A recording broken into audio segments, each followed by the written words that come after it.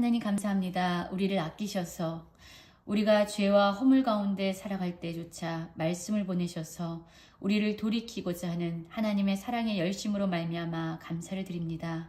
하나님 말씀하실 때 귀를 열어 듣게 하시고 돌이킬 수 있는 겸손한 심령을 주시옵소서. 예수님 이름으로 기도했습니다. 아멘. 오늘의 말씀은 역대하 36장 1절부터 23절까지의 말씀입니다.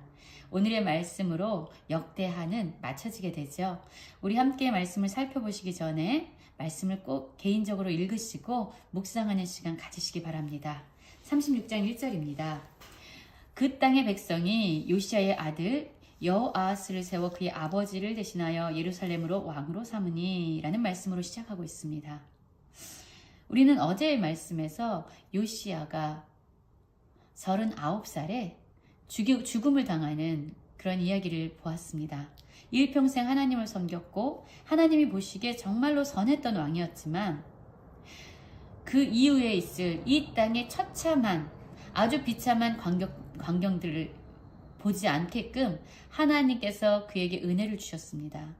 그래서 그에게 선포하셨던 하나님의 말씀처럼 그는 이 땅에서 벌어지는 참혹한 현실을 보지 않고 눈을 감고 많은 사람들의 슬픔과 애통함 가운데서 조상의 묘실 가운데 평안히 묻히게 되죠.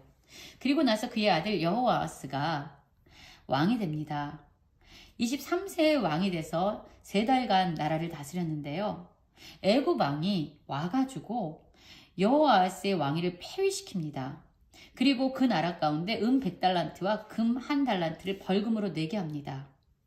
그리고 이제 여호아하스를 폐위시키고 나서 그의 형제 엘리야김을 그 땅의 왕으로 세우게 되죠.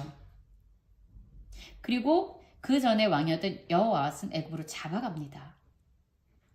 이 엘리야김이 이름이 바뀌어서요 여호야김이 됐는데요. 이 여호야김이 25세 때에 왕이 된 것이죠. 그리고 11년 동안 그 땅을 다스렸어요. 그런데 하나님의 관점에서 그는 악한 자였습니다. 악을 행했습니다. 그러자 북쪽에 있었던 바벨론 느부갓네살이 또 이 남유다를 치고 옵니다. 그리고 이 왕이 된 여호야김을요 쇠사슬로 결박해서 바벨론으로 끌고 가는 거예요. 지금 여러분 이 그림이 그려지시죠? 남유다 땅이 있습니다. 밑에서는 애굽에서 치고 올라오고 있고요. 위에서는 바벨론이 이 땅을 지금 참혹하게 짓밟고 있습니다.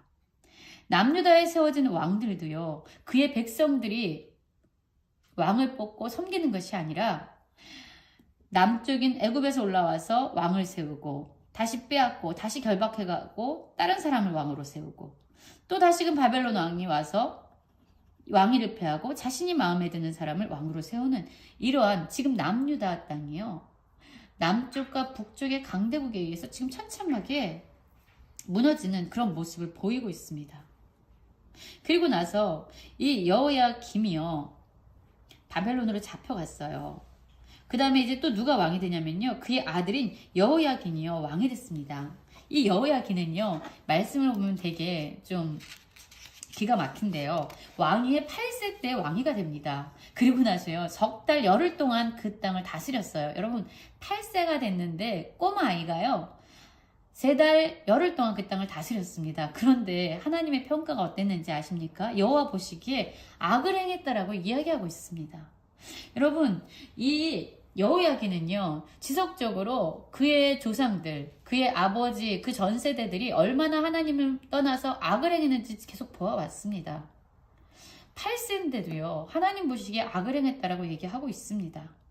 그래서 또한 그 해에 느부갓네살 바벨론의 왕이요 또 사람을 보내서요 이 여호야긴을 바벨론으로 잡아갑니다. 왕만 잡아간 것이 아니라요 예루살렘에 있었던 여호와의 전에 모든 귀한 그릇들도 다 빼앗아 갑니다. 하나님의 성전까지 완전히 처참하게 무너지고 있습니다. 그리고 그의 숙부인 시드기야를 왕으로 세웠습니다.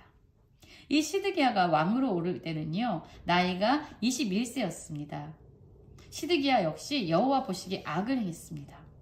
그래서 하나님은 이들을 정말로 열심히 돌이키고자 했어요. 예레미야 선지자를 보내서요 여호와의 말씀을 계속적으로 선포해 주었습니다. 돌아오라고 계속 이야기했습니다. 그런데 그 앞에서도 겸손해지지 않았던 거죠. 또한 느부갓네살 왕이 와서 하나님의 이름으로 맹세하라, 우리나라에 복종해라 라고 이야기했습니다. 이것이 또한 이 시드기야, 또 남유다를 향한 하나님의 뜻이기도 했어요. 예레미야는 계속적으로 애굽에게 의지하지 말고 바벨론을 섬겨라. 그것이 너희들을 향한 하나님의 뜻이다. 바벨론으로 포로로 잡혀가도 70년 이후에 하나님께서 너희 땅을 다시 회복시킬 것이다. 너희 땅으로 돌아와서 다시금 하나님의 회복의 역사가 일어날 것이다. 그러니 지금 바벨론을 섬겨라 라고 외쳤지만 시드기야는 듣지 않았고요. 바벨론의 느부갓네살 왕이 와서 하나님의 이름으로 맹세하게 그러하여금 이야기했지만 그는 여전히 목을 곧게 하고 마음을 완악하게 해서 하나님께로 돌이키지 않았습니다. 여러분, 왕이 이렇게 무너지니까요. 제사장들의 우두머리들도 백성들도요. 하나님 앞에서 범죄하는 사람들로 변화되죠. 모든 가증한 일을 따라서 행하게 되고요. 여호와께서 예루살렘에 거룩하게 두신 그 전을요. 완전히 처참하게 더럽혔습니다. 이방 나라의 사람들뿐만 아니라 그 나라의 백성들조차도 거룩해야 될 하나님의 성전을 성결케 지키지 못했던 거죠. 여러분, 그런데 15절 말씀을 보면요. 너무나도 마음이 좀 울림이 있습니다. 그 조상들의 하나님 여호와께서 그의 백성과 그 거하시는 곳을 아끼셔서 하나님이 아끼셨어요. 그래서 이 백성들은 하나님을 떠나고 하나님을 버리고 하나님이 싫어하는 악과 범죄로 완전히 그 땅뿐만 아니라 하나님의 성전을 더럽히고 있는데요. 그럼에도 불구하고 하나님은 그들을 아끼셔서 부지런히 열심히 하나님의 사랑의 메시지를 이들에게 선포하십니다. 그의 사신들을 백성들에게 보내셨어요. 돌아와라. 그리고 하나님께서 열심히 그들에게 말씀을 전해주셨습니다. 그런데 여러분, 그 땅의 백성들의 반응이 무엇이죠? 하나님의 사신들을 비웃고 그의 말씀을 멸시하고 선지자를 욕하고 여호와의 진노를 그의 백성에게 미치게 해서 회복할 수 없는 상태에 이르게 했다. 여러분, 하나님은 계속 우리를 돌이키고자 우리를 사랑하는 마음에 사랑의 열심으로 계속 우리에게 말씀하여 주십니다. 그때 우리는 그 말씀을 듣고 겸손하게 그분께 돌아서야 합니다. 그런데 아무리 말씀하셔도 우리는 귀를 막고 비웃고 멸시하고 욕하고 하나님의 진노를 불러오는 그런 마음의 교만함과 완악함은 없습니까?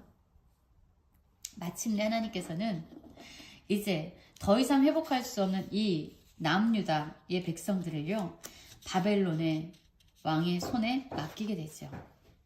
그래서 이제 그 갈대아 사람들이라고 얘기하죠. 바벨론 사람들이 와서요, 하나님의 성전을 황폐하게 더럽힐 뿐만 아니라 청년들을 죽였고요. 청년 남녀와 노인과 병학한 사람들을 궁일히 여기지 않았다라고 얘기해요. 이 하나님의 성전에서 이런 일이 일어났던 거예요. 거룩해야 될 하나님의 성전이요, 피로 물드는 그런 죄악의 범죄의 장소가 되었습니다. 그리고 하나님의 전에 있었던 모든 보물과 방백들의 보물들은 다 바벨론에게 빼앗겨 갔습니다. 남유다 땅뿐만 아니라 하나님의 성전이 완전히 무너졌습니다. 여러분, 그 땅의 토지가 황폐되었습니다. 그리고 정말로 하나님이 예레미야 선지자를 통해서 말씀하신 것처럼 이들은 바벨론의 포로로 잡혀가서 그 땅은요, 이 남유다의 땅은요, 70년 동안 황폐된 상태에서 마치 안식년을 누린 것 같이 70년을 지내게 됩니다. 여호와께서 예레미야의 입으로 하신 말씀이 이루어졌더라. 하나님의 말씀은요, 어떤 상황에서도 반드시 이루어집니다. 그리고 여호와께서 예레미야의 입으로 하신 말씀을 이루려고 하나님께서 이루시는 거예요. 이방의 왕, 바사 제국의 왕인 고레스의 마음에 감동을 주셔서요, 이제 그 땅에 포로로 잡혀갔던 이 이스라엘의 백성들을 다시금 예루살렘 성전을 건축하라고 허락하면서 그 땅으로 돌려보내는 일을 이루시게 되죠. 여러분, 하나님은요, 자신의 언약을 반드시 이루시는 분이에요. 우리가 범죄할지라도 그 가운데도요, 계속 말씀을 보내셔서 우리를 회복시키시는 분이에요. 우리를 향해서 포기하지 않는 사랑의 열심을 가지고 계신 분이에요. 자신의 이름이 이방 백성들에게 모욕을 당할지라도 하나님의 백성, 자신의 백성을 돌이키고자 모든 열정을 다하시는, 그렇게 사랑에 헌신된 분이 바로 우리 하나님입니다. 여러분, 바로 우리가 이 하나님을 섬기고 있습니다. 자신의 언약을 신실히 이루시고 우리에게 끊임없이 말씀하셔서 우리를 하나님의 품으로 돌이키게 하는 그런 하나님의 은혜가 오늘 모든 성도님들 가운데 부어지기를 간절히 기도합니다.